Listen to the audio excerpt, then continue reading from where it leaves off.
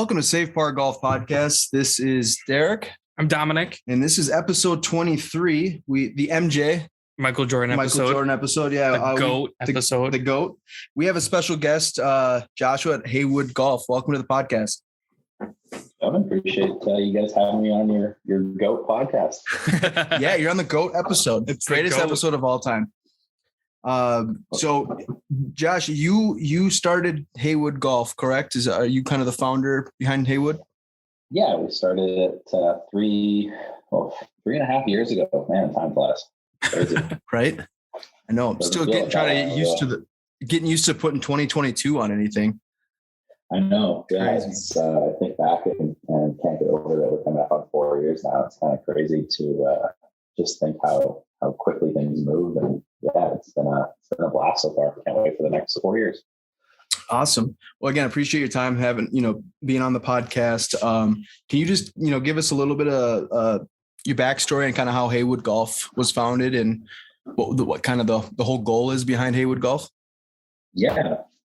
So very long story short, kind of the rundown I give everybody is, one day I went through Golf Town, which up here in Canada for the American listeners is like their version of Golf Galaxy, and couldn't understand why a set of Okies were, $600 Canadian. So whatever it would have been like $450, $500 US for wedges that really haven't changed a lot in the past. If you look at Okies kind of year after year, they're fairly similar overall.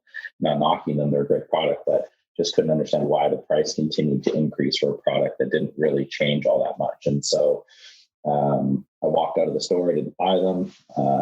And I was just kind of curious on what it took to design, manufacture, go through that whole process. And, about 6 months after that, I started a company. So it was just one of those. Oh, I'm sorry. I was just say that's like super impressive. So did you have kind of like, did you have like a crew of people you're like, hey, this is what I want to do? Or did you kind of just go solo with it for the most part? Like you had like, hey, let's try to find something that can accommodate other people at a cheaper price. Is that kind of the premise or the goal for the most part?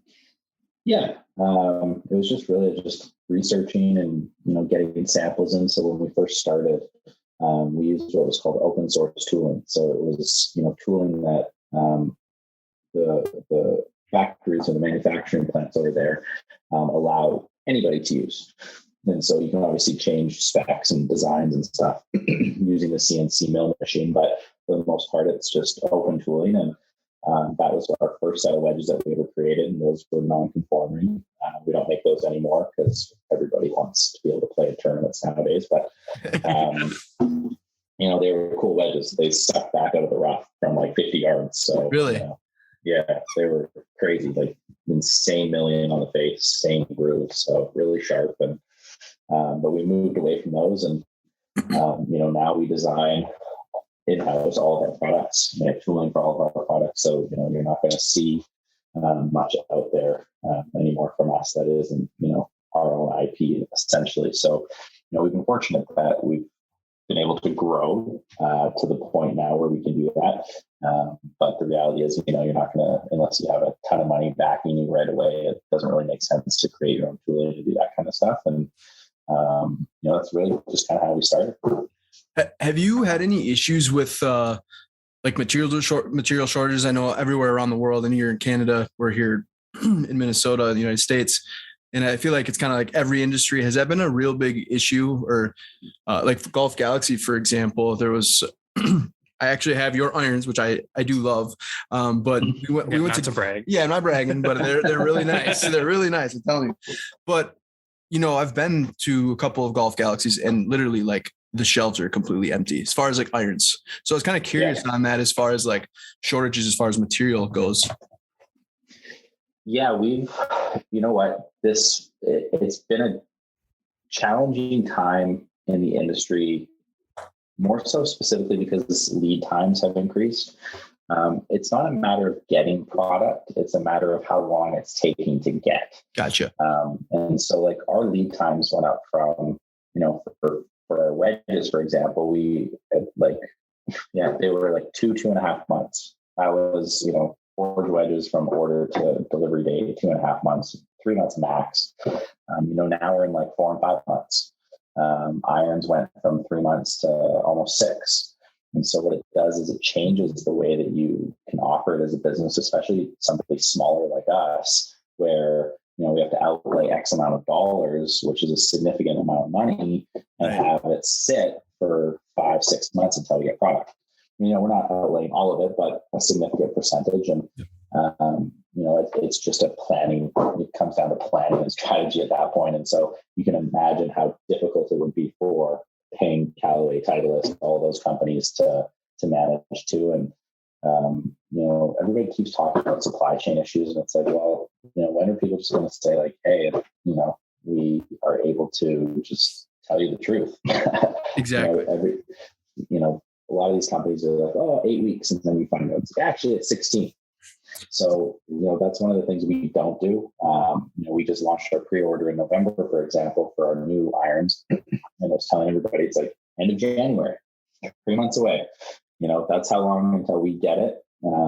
People now who order getting mid-February, end of February. So like, we just try to be honest as possible, and, things happen, but as long as we can be very close to our timelines and do what we say we're going to do, then, we're happy. And we're just trying to plan accordingly. We're just ordering mass amounts of product in comparison to what we normally would be because of how long it's taking. So we have to plan, 12 months in advance now for product versus 6.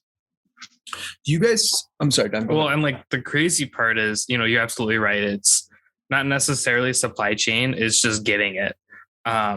So like, I'm not going to say where I work or who I work for, because I don't know if that's allowed and I don't want to get in trouble. Not that it's negative by any means, but like there's been some stuff that we haven't had since like August. And then there's some stuff that we just got in that I haven't had since who knows when. So now the issue isn't not having it, it's how long it's going to stay in stock. Right. Yeah. So obviously with your stuff being, you custom make everything, you can go on your websites like shafts and you can make them stronger lofted, whatever. That all of a sudden makes it even more exaggerated for you, going from 3 months to 6 months. I mean, even doing a single club takes time. For sure. Yeah.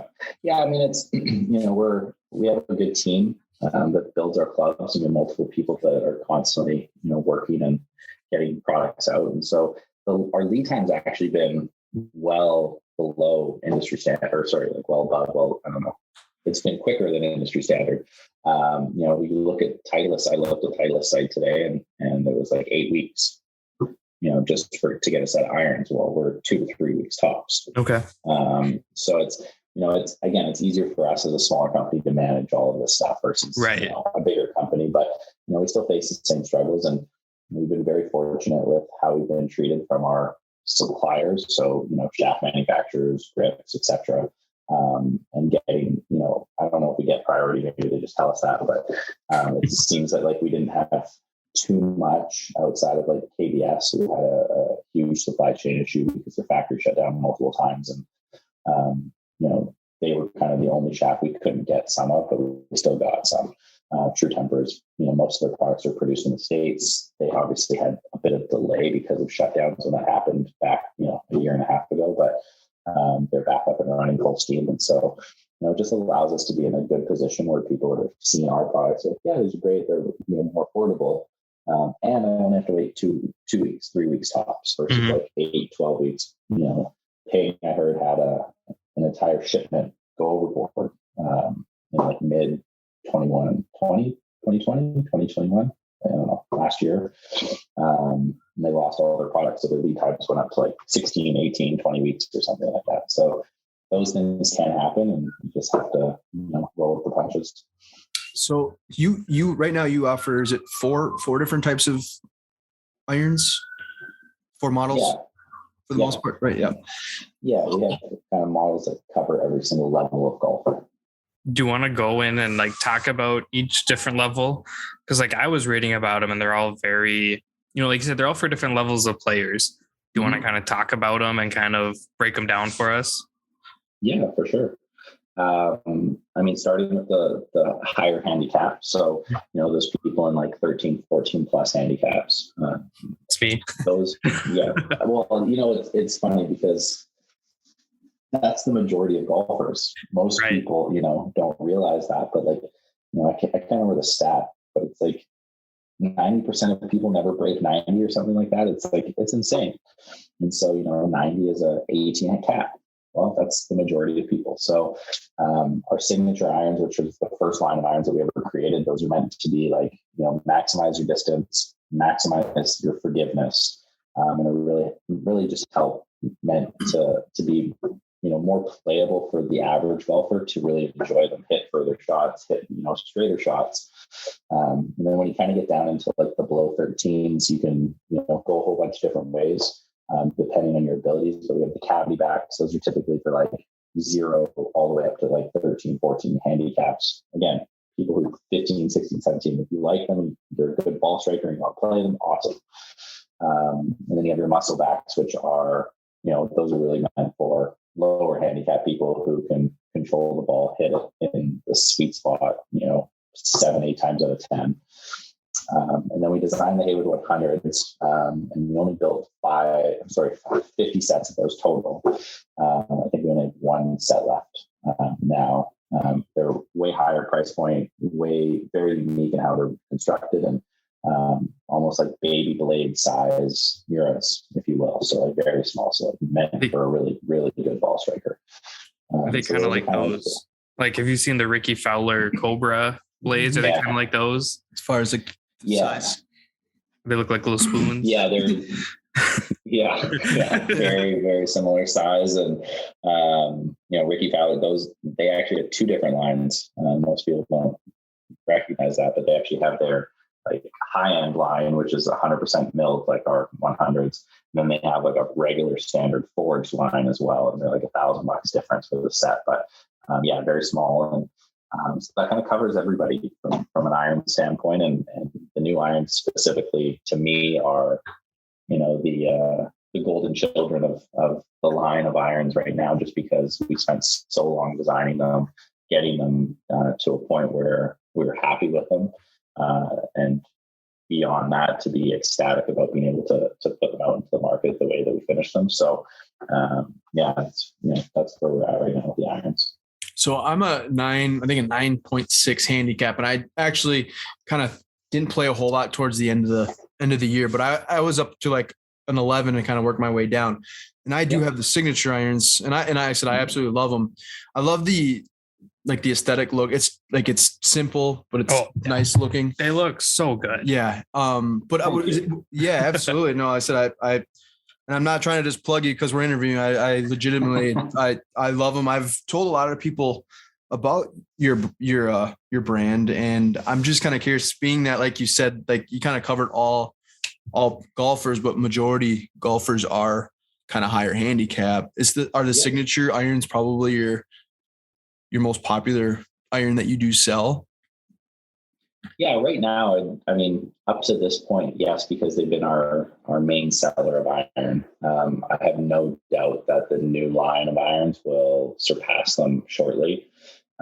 Just seeing the pre-order status in the last 2 months and selling a couple hundred sets, that fast, has been kind of crazy and overwhelming, to be honest. It's kind of surprising how, we launched a video coinciding with TXG as like our launch.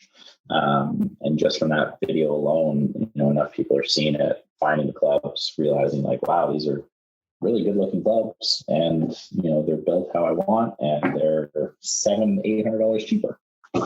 And so I think that they're going to be our top sellers for sure. And again, it all comes down at the end of the day of what you feel comfortable with. Some people don't like offset. Some people like thinner profiles, some people, right? So I think at the end of the day, as long as you're confident in the clubs that you have, it doesn't matter as much, unless you're a 30 handicap. Yeah, you don't want to be playing blades, but, someone in a 8-9 handicap range could easily play their combo set. You're obviously a decent ball striker. You know how to, get the ball out of the fairway, out of the rough and onto the green. And, I think it just really depends on what your preferences aesthetic wise, what your preferences profile wise when you're looking down at it. Just being as confident as possible. Yeah, I hit Derek's, I don't remember which club I hit specifically, but he's like, you want to try him? And I was like, you know what? Sure.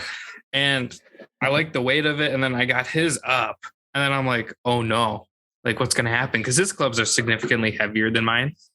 Mhm. I play like a Cobra Max, which is like a player improvement type iron, kind of a cheaper one that'll make, I think they might make them still. I really like them. And I got down and this club is just like flying through my swing. And when I did hit it, it felt really good. I like it's a super good feel. Like, you know, like when you hit your club, which I know a lot of people have this, but like you feel it and you're just like, oh, You just know it's good. Like it's good. Yeah. I kind of towed it and it still kind of brought it back. It's forgiving. Yeah. It's a forgiving iron. That's kind of why I like it. Like I said, I'm a 9+ handicap, but I have plenty of days where I play like I'm 13 or 14. There's some days where I feel like I could win, but then I get that into my head and I'm like, oh, I'm going to win. And then I blow it too. So not to put you on the spot, but 2 questions. A, what iron do you typically use? And if you want, what's your like handicap, or where are you kind of at? Yeah. I use the combo set right now. So our cavity backs in 4 through, what do I have? I switch out my clubs, so I don't know what's in my bag right now. I think it's 4 through 7 in the cavity backs. Yeah, it is. And then 8 through wedge in the muscle backs. And my cap is somewhere, I can't remember, like an 8 right now. Okay. You're so busy building clubs that you can't get on the golf course, right? Yeah. I just joined a club this summer, and I think I played since July. I played 10 or 12 rounds, and I know that sounds like a lot to a lot of people, but you know, I could play every day if I was able to. And yeah, my biggest flaw is, you know, I'm actually quite a good ball striker. I suck at chipping, so all of my strokes that I lose, pretty much almost all of them are chipping or the odd one that goes, you know, out of bounds off the drive, but most of it is like I'll lose 7 or 8 strokes chipping every round. Yeah, that's my strong suit. You can attest to short this. game. Yeah, I'm super good with like around the green, and then I can hit my irons like incredibly well compared to hitting my hybrid, my driver, and my wood. Like I'm not comfortable with those. That's why I've been so interested in a driving iron. And like I said, before we even hopped on, I've built like 7 of them. I will say, yeah, the website's really easy to navigate through too. For building a website or building a set of clubs, it's addicting. Just sit there and kind of build everything. And I went through it several times myself. But with that being said, you did post something on Instagram the other day. I seen that you are going to be launching a driver, was it a driver hybrid as well too? And then fairway woods? Driver, 3-wood and a hybrid. That's awesome. So when are you planning on launching on the others? Obviously still pretty early in the process. No, we're not early in the process whatsoever. It's more so just fine tuning and getting it right. So one of the hardest parts for a smaller brand like us is tooling for drivers. If you have unlimited funds, so like if you're Callaway and TaylorMade or whatever, it's not a big deal. You can produce 20 drivers and it's fine. Sure. For us, making any changes is very expensive. And so every time you make a change, you have to change the tooling, which is thousands of dollars. And that's interesting. So, like learning, like that's something probably I don't know, you might have learned along the way. I'm sure that how expensive some of that building actually or designing is, because most people don't really probably take that into consideration when they're trying to buy a driver for the most part, you know. So those big names, they're probably have crazy amount of funding, you know. Well, they just, you know, they sell so many that it doesn't equate, and like the amount of money they spend on tooling really doesn't matter because they sell so many. Whereas us, it's like, well, the amount of money we have to spend on tooling. So say we sell 1,000 drivers, that amount of tooling still adds X amount of dollars to the total cost. It's all upfront. So it's us eating that cost right away. And it's just making sure that, again, we never want to put out a product that I personally wouldn't use. So I'm not creating a driver just to make money. I'm creating a driver because it's the next line of products that we need to have to be able to have somebody have a full set of our clubs. But again, it still has to match up to, you know, personally right now I use TaylorMade Sin 2. I love it. I think it's a great driver. it needs to compare to that. It needs to be able to perform. And to get it there requires multiple changes. And so we're just going through that process right now. We've already got the first samples back and they're good. Could be better. So we're just fine-tuning it. Yeah. And so we're hoping to have kind of like the finalized version done over the next few weeks here. And then, maybe like a May launch. Very cool. That's super exciting. If we're lucky. Yeah. So yeah, it's definitely a new chapter because designing irons and wedges is one thing. Going into drivers is very different. But yeah, it's exciting, and we're looking forward to being in a very competitive price point that, especially now when the new stealth driver just came out, and I think it's $599 US and $779 Canadian. $579 US. Is it? Yeah. Something like that. It grills hot dogs though, from what I've seen on memes. And then the custom one, like in Canada, the custom my stealth is almost like with taxes, it's $1,000. It's very expensive. If you wanna send me a birthday gift in May, I'll happily try out the driver. We'll test it out for you, no problem. Perfect. As long as it's like a 9-degree loft, I'm all for it. I'm sure you probably have like options, just kind of like most drivers, right? You can customize it from like a 9 to 10 and a, something. Yeah, so what we're doing is a little different actually. So we're only making one loft of each option. So we're going to make a 9-degree driver. I haven't told anybody this, so you guys are going to be the first ones to hear it. Well, it's the GOAT episode, so that's perfect. Product insider information. We're making a 9-degree driver. It's going to be adjust. All of our woods are adjustable, and so 9 degrees down to 8, up to 10. 3 wood, 15, so down to 14, up to 16, and then our hybrid is going to be 22 because we already have the driving iron at 18. We haven't had really any demand for hybrids under 20 degrees, so 22 kind of puts us in that position where somebody can have a 22 hybrid and then they can have our new irons and 5-through pitching wedge, and that gapping will work. So that makes sense. Yeah. So again, one of the things we found too with our customers is too many options aren't a good thing. We have a lot of options. You guys have been on the site. We have lots of shafts and grips and all that stuff. But when it comes down to like, am I going to buy a 22 or a 24-degree hybrid? It's like, well, buy the 22 and you can adjust the loft to 23 and like 1 degree, really? Like, unless you're a touring pro, it's not going to make a huge difference overall. And so I find that a lot of these companies that produce so many clubs just confuses people.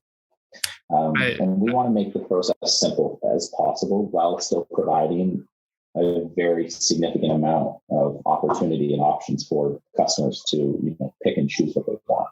I like that. I was watching an interview with the guy who founded, I don't know if you guys have Cane's. It's like a chicken place. Raising Cane's. Okay. So here we have a couple of them. It's more of like a Southern thing, I think. Yeah. All they do are chicken strips. That's all they are. Like it's chicken strips, fries, coleslaw, and bread.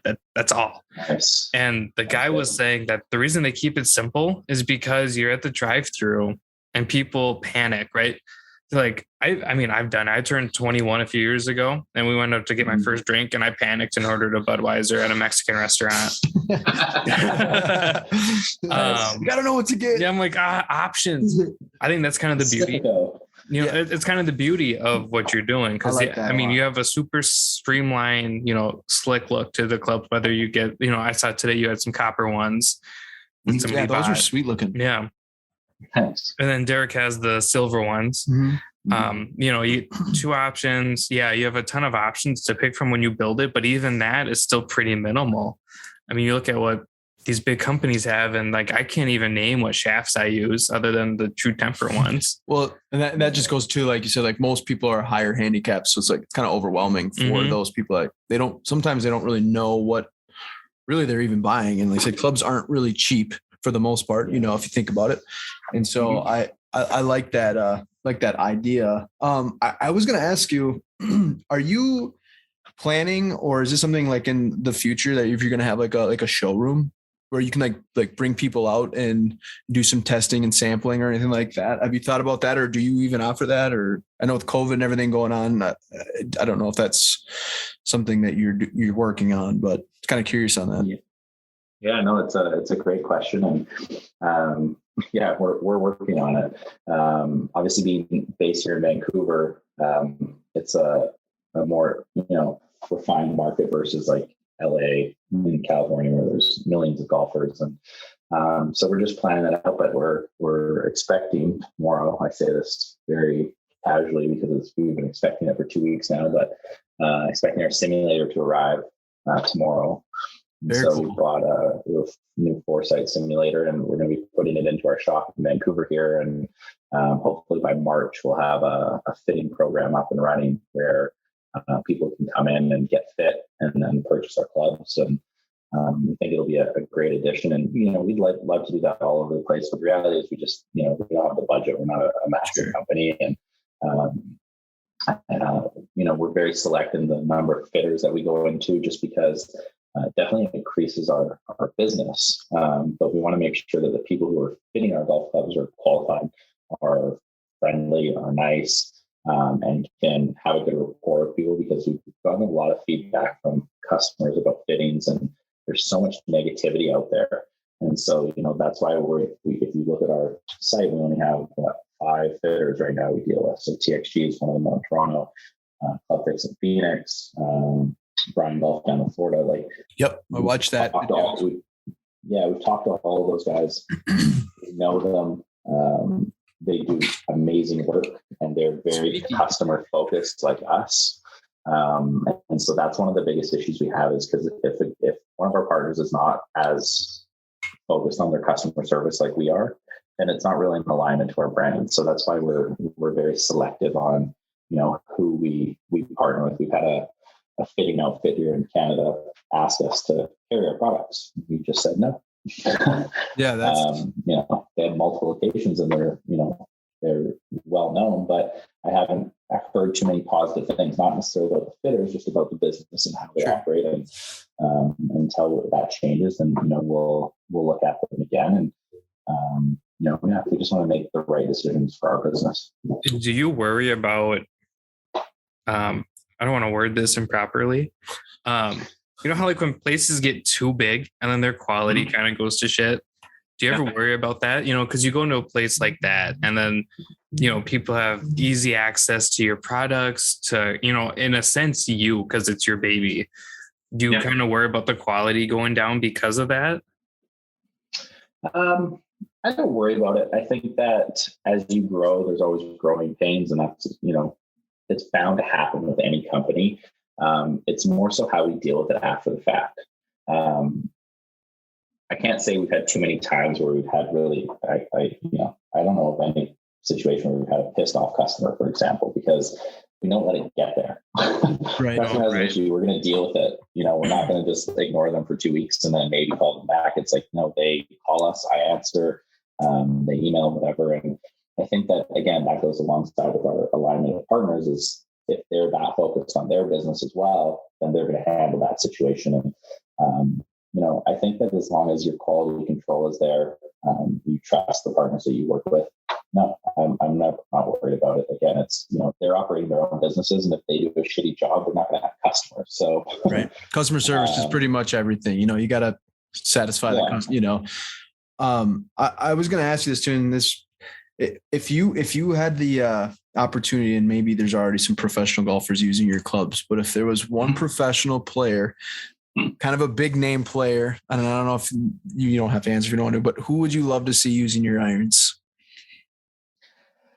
Well, and then we'll tag them on Instagram, and we'll an obvious one, but Tiger obviously is the right. I'll shoot him a text for you. Perfect, thank you. Charlie too. I want Charlie to come in contract. Yeah. No, it's funny. I don't think a lot about that, because our business model is not different, right? Not that's not the right word. It is not able to facilitate the same partnerships and sponsorships that other OEMs do, because that's why the clubs are $2,000. Mm-hmm. The marketing cost is built into that price. We don't build our marketing cost into our price. So for us to go out and spend $50,000 on signing a player, unless he's in the winner's circle on the PGA and we're getting mega airs, it's not, it doesn't really work for our business model. Sure. We always want to be competitive on price, and we're always, strategic in terms of how we spend money and where we market and all those kind of things. But I'd love to have somebody Canadian. Like I grew up watching Mike Weir. He was like the Canadian golden child here in Canada. And, he's been a long time TaylorMade guy. And, it'd be cool to have somebody like him. Kind of a hometown person. Yeah. Very cool.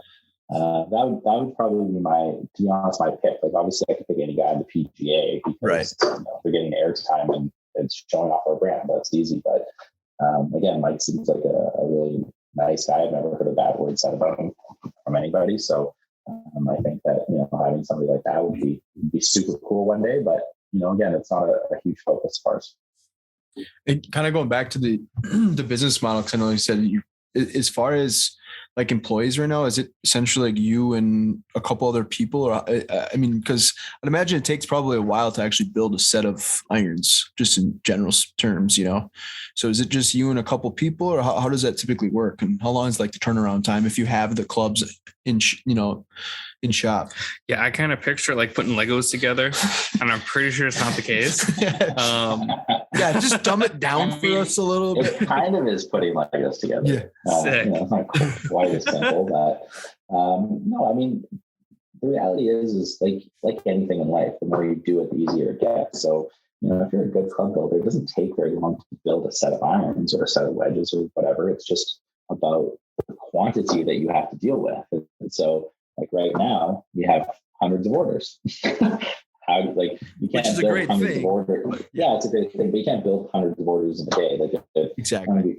I don't care what anybody says. Like I see some of these companies like, oh, we built 25 sets today. It's like, no way. Sorry, no, you didn't. Yeah. Like, not unless you guys have a bunch of people, but like, I'm seeing these operations and some of these people, oh yeah, I built 25 sets myself today. I'm like, no, you didn't. It's just, because if you did, there's going to be a lot of mistakes. And so I think too, like one of the things that I've always relayed to anybody who works with us is I don't care how fast you do it. I just want it done right. I don't want epoxy on the shafts. I don't want epoxy coming out of the ferrules. I don't want like all of these things that are quality control. So if it takes you an extra half an hour or 45 minutes to build a set, I don't really care. I just want it done properly. So when we go through the last check, that there's nothing wrong and we can literally just go right into the box and out to the customer. So yeah, I mean, the process can vary depending on the builder. It can take, an hour, it can take 2 hours. It just really kind of depends. But one of the things for us that's really cool that we use is called a curing system. So a lot of build shops, what they do is they just put the club together, they epoxy the head and the shaft, and then it sits for 24 hours to cure properly. Our machine that we have allows us to cure it in about an hour.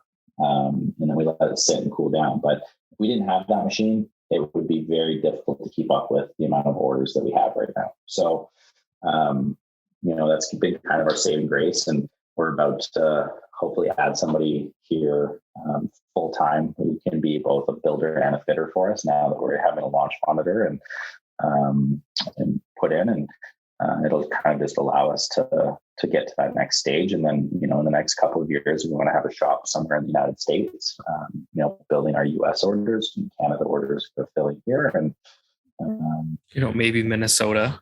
Yeah, we're not too far. We're on the other side there. Yeah. But as long as the real estate is cheap, it's, I laugh because everyone's like, it's not that bad. I'm like, you guys knew what we paid in rent in Vancouver for like the space. It's crazy. I can go I can go get a mortgage and pay it off in 5 years for like a real estate place in like Chicago. I've heard, pay in rent. Really? I've heard Toronto is like awful, like super expensive. Stupid expensive. I've heard the same thing. I think Vancouver is worse. Oh, really? Yeah. When you get established, let us know and come out. We'd love to come out and visit and tour. I think it'd be a blast. I have a passport now. Yeah, me too. Yeah. There was a few years ago that I was actually gonna go out to Vancouver with my cousin, and it kind of plans fell through. But it looks beautiful out there, and said I think it would be an awesome time. So said hopefully in the near future we'll be able to do that. I know we've wanted to visit Mall of America. Mall of America, yeah, I don't live too far from it. I'm right downtown. Huge, so. Like it's almost too big. Like there's four. It is. Yeah, there's 4 floors, and it's all So good. I went there. I was in Minnesota. I can't remember, like when I was 23, 24. We went there and I was like, this is ridiculous. I don't even know where I am. It's crazy. Do you know there's no central heat? Did you know that? Wow. There's no like central heat. It's all like people heat. That's how busy it is. I Yeah. didn't know that either. Yeah, no, that's how busy it is. I was constantly. So we had it was 20 degrees today. It literally felt like sweatshirt weather today because we've literally had it was like 20 below. Yeah, with wind chill the last like 3 days. It's been extremely cold. So I don't know. Has it been really cold for you guys this past couple weeks? Vancouver, yeah, it has been. Nobody's playing golf right now because there's snow on the ground. And, normally we get maybe 1 or 2 days of snow a year, and I think we've probably already had like 9 or 10. So it's definitely different this year. But hopefully we can all get back on the golf course here in the next month or two. And now, if we have a simulator, I can still just swing and hit some balls and stay warm. So one of our signatures before we kind of let our guests go is we always like to ask if you had one last meal to eat, what would it be? It could be at any restaurant, anywhere in the world, whatever you want. Where's a good spot in Vancouver, or whatever you'd like to choose? What would be your go-to meal? It's funny. I saw a movie the other day and this had this happen. It was like the guy was dying or something, and it was like his last meal. And I'm not trying to make it like you're dying, so don't worry. No, not at all. I just laughed that this came up. But, the bougie side of me would be like, ooh, a fancy steak dinner at Elisa Steakhouse in Vancouver or something like that. But my favorite meal of all time as like a kid growing up was pork chops, applesauce, and corn. Really? So, that actually sounds pretty good. Definitely the first that we've had for someone to say pork chops, but that sounds good. Mix the applesauce and the corn and the pork chop all together. It's great. You've never put applesauce with pork chop? No, I've never done that. What's funny you say that is that went to a restaurant the other day and they make these cheese curds, which are amazing. Sorry, that's my dog. These cheese curds are amazing, and they have a red hot sauce, and then right next to it they have applesauce. Oh yeah. The weirdest thing, it actually was pretty good, but I've never thought of the applesauce and the corn. Yeah, it's a shocker. It's good though. To give that a whirl. Well, Josh, It's been a pleasure. I really do appreciate you coming on the podcast and taking time. I know you're a busy person, but again, hopefully we'll stay in touch and wish you nothing but the best and your success with the drivers and all the other clubs. Let us know if there's anything you can do. Like I said, it's at Haywood Golf is your Instagram handle, and you pretty much post daily for the most part. You're always putting stuff up on there, which is awesome. I've seen you do a couple of those live auctions. Has that been pretty cool? Have you done one recently? I haven't seen one come up. No, I don't know if you've done one, but did that go okay? Because I was following along for a little bit on those. Yeah, we do them every few months, kind of like whenever we have enough stockpiled that we can do it. But they're just a lot of fun. I have a blast. Haley and I spend I spend the whole time talking, and she does all the computer stuff and making sure it's all sorted. And I just have a blast, having a few cocktails and talking to everybody. And absolutely, a lot of people start talking shit in the chat, and all positive, funny stuff. But with you guys who are always on there, who always buy things, and they're like, "Oh, I remember you from last time. You're not getting shit today." I'm like, I will say, Instagram has been awesome, and I'm sure it's probably been really awesome for you too as well. It's amazing the golf community and how far people are away, but how tight knit everyone is. It's pretty cool. So that's kind of why we started Safe Par Golf. I've kind of preached it before, but we're all about growing the game and trying to help other companies, other businesses kind of, sorry about that. My dog is on a roll here. Got a little toy poodle. She's going crazy, but no, I think it's really cool. The golf community and to the different relationships that we've built in the past, and you're one of them. So we appreciate it. Yeah. Nothing but the best in the future. Thank you. Yeah. No, I agree. We support as many small businesses that we can, especially in the golf industry, because a lot of these guys I talk to, and whether I'm giving advice to them or whether it's us just chatting and walking through a few ideas, and the least I can do is buy a glove or buy a cover or whatever they're doing, and support them, and a lot of them have really great stuff. If I'm finding right now that I'm liking a lot of the smaller brand quality and type of product they're putting out versus just buying a generic thing off the shelf at whatever store. So, I'd rather support, a family than a conglomerate. It's just completely the way that I think about it. I like that. Yeah, no, that makes so much sense. And I thought I had one more question, but I'm kind of drawing a blank. But shocker. Yeah. But again, episode 23, really appreciate it again. And we'll stay in touch and hopefully we can get you on the podcast down the road and with some more exciting news. Yeah. Appreciate it, guys. Thanks. All right. Have a good night. Yep. Take care. I'm going to build like 4 more 2-irons and maybe. Thanks again, Josh. We'll talk soon. Okay. Yep. Take care.